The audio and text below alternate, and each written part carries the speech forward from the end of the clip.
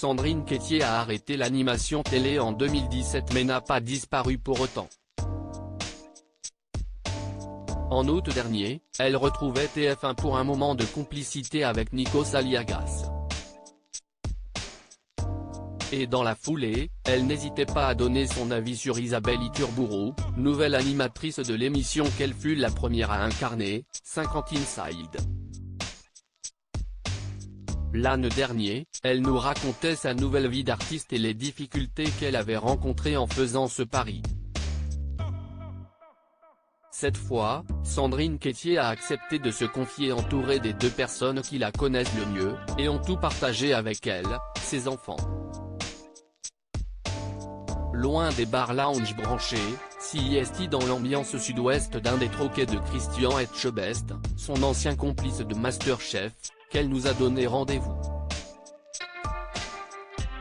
Moi, je ne suis pas du genre à manger 2 graines de sésame. CIST un endroit qui me ressemble, bon vivant et familial, lance Sandrine au milieu des rires bruyants de supporters de rugby montés à Paris pour la Coupe du Monde. Une même passion de la musique, la famille, la vraie, a répondu présente à notre invitation.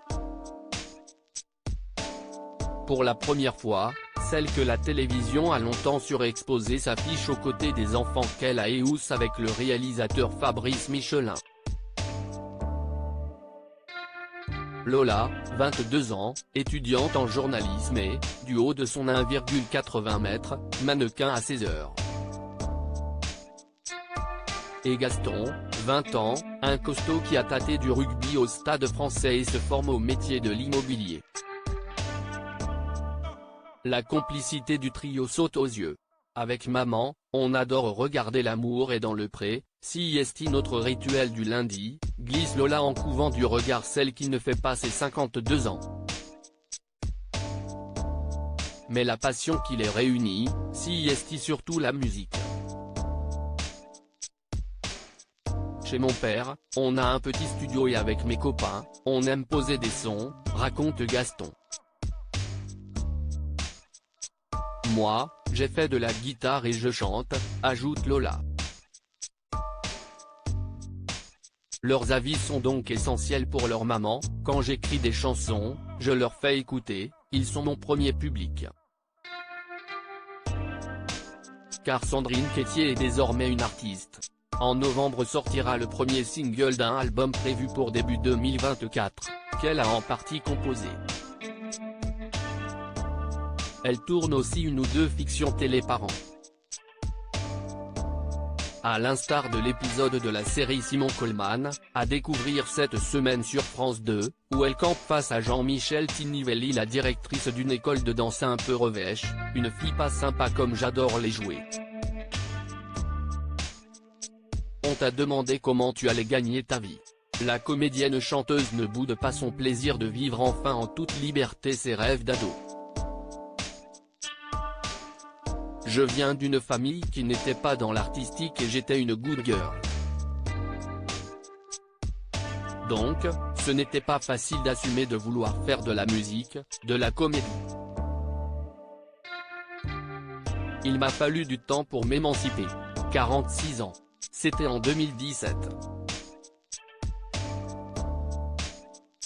Après 13 ans à TF1, Sandrine Quétier annonçait qu'elle arrêtait l'animation, à la grande surprise du métier. Et de ses enfants, alors âgés de 16 et 14 ans. Elle nous l'a dit un soir après Danse avec les stars, se souvient Lola. Je ne m'y attendais pas du tout et lui ai dit, mais tu es bien sûre, maman ? On t'a demandé comment tu allais gagner ta vie. Elle était déjà animatrice quand on est né, note Gaston. Maman à la télé, c'était naturel pour nous. Et de se remémorer les bons moments partagés en coulisses. Le samedi, quand il y avait les directs de Danse avec les stars, on passait toute la journée là-bas, rappelle Lola. Et 50 Inside se tournait le jeudi. Le jour où, comme par hasard, on tombait malade pour qu'elle nous garde avec elle.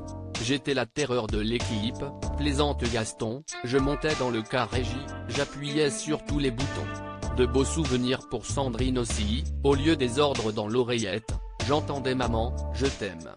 C'était trop mignon. Alors, annoncer à ses enfants qu'elle allait renoncer à cette vie privilégiée n'était pas anodin. Ce cheminement, je le faisais dans ma tête depuis 2 ans déjà, mais eux, je leur livrais l'info du jour au lendemain. Je ne voulais pas qu'ils soient inquiets, qu'ils se disent que maman faisait une crise de la quarantaine et pétait les plombs.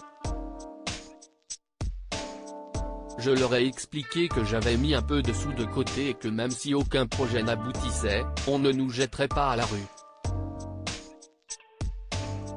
6 ans plus tard, Sandrine Quétier a réussi son passage à la vie d'artiste sans perdre son côté maman poule, qu'elle assume.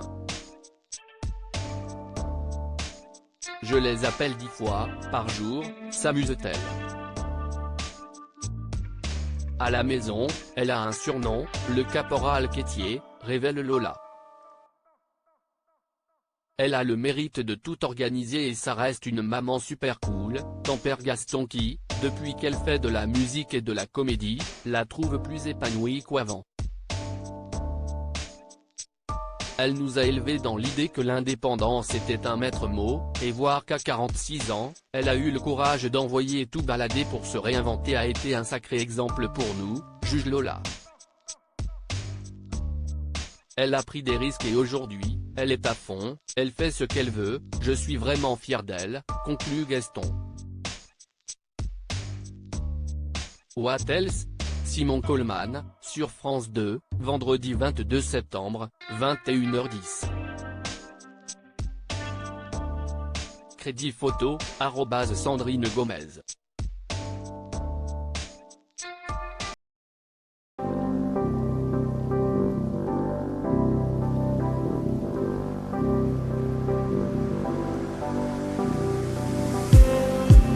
Just